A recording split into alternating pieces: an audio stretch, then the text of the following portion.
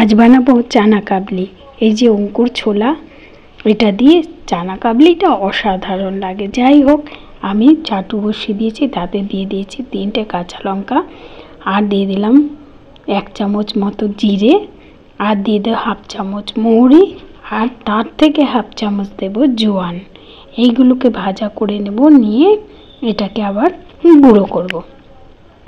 হালকা ভাজা করে নিতে হবে। চাটুটা যদি গনগনে গরম হয় তাতে দিলেও বরঞ্চ হয়ে যাবে। এবার মিক্সিতে আমি ঘুরিয়ে নিয়েছি। এইভাবে খুব মিহি করব না, একটু দানা দানা টাইপের থাকবে, তাহলে খেতে কিন্তু খুব ভালো লাগবে। আর নিয়ে নিয়েছি তেঁতুল, ভিজিয়ে রাখবো জলে। বেশি নয়, যেহেতু এই এতটা তেঁতুলেই আমার হয়ে যাবে।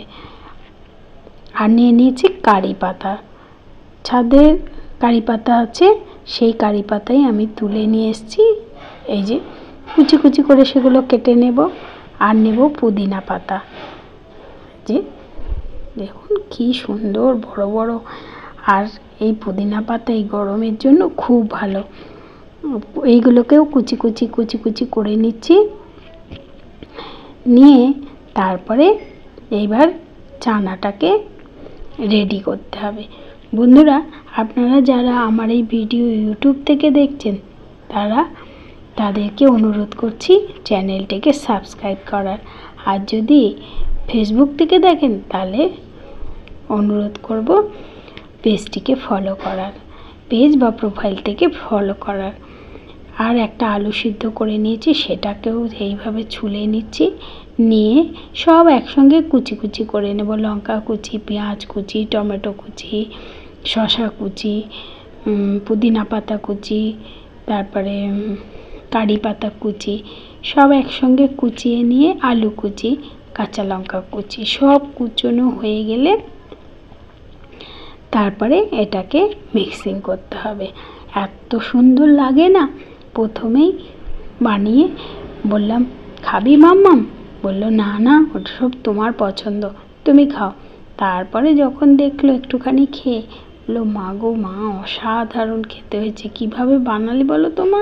কি সুন্দর একটা গন্ধ ছাড়ছে। আমি বললাম, ওইটা তো পুদিনা পাতা আর কারি পাতার জন্য সুন্দর একটা গন্ধ, সুন্দর একটা টেস্ট, দারুণ হবে খেতে।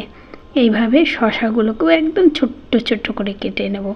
বেশি বড় করে কাটলে হবে না, সববার একটা সাইজ থাকতে হবে, একই রকম হলে মানে ভালো লাগবে।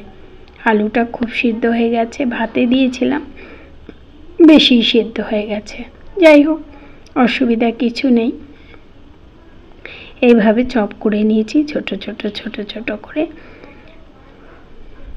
বেশি যদি কাটতে যাই ঘেটে যাবে তাহলে। আর একটা লেবু, সেটাকে মাঝখান বরাবর কেটে নিয়ে সেই লেবুটাকেও চিপে দিয়ে দিতে হবে। এইবারে করে নেব। এই যে সব একসঙ্গে সাজিয়ে নিয়েছি। এইবারে করে নেব মিক্সিং। ছোলা নিয়ে নিচ্ছি, তারপরে নিয়ে নেব আলু, আলু দিয়ে দিলাম। এবারে শসা দিয়ে দিচ্ছি।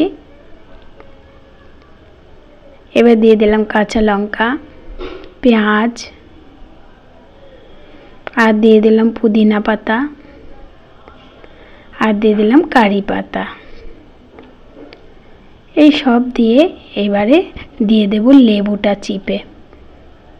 খুব বেশি চেপার দরকার নেই, তিতো হয়ে যাবে, সেই জন্য যেহেতু তেঁতুলেও দেবো, এবারে দিয়ে দেব তেঁতুলের কাঁচটা।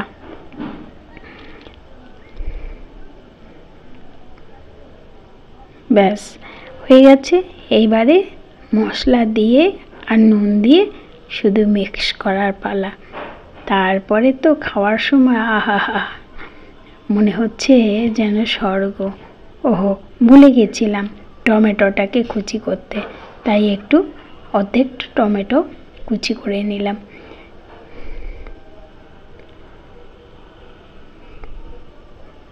ব্যাস, এইবারে এটাকে মিক্স করতে হবে। জানি বন্ধুরা, আপনারা অনেকেই এগুলো জানেন, করেন, খেয়ে থাকেন, কিন্তু এর মধ্যে এমন কিছু দেওয়া আছে যার জন্য টেস্টটা আরও 1000 গুণ বেড়ে গেছে। অসাধারণ লেগেছিল খেতে।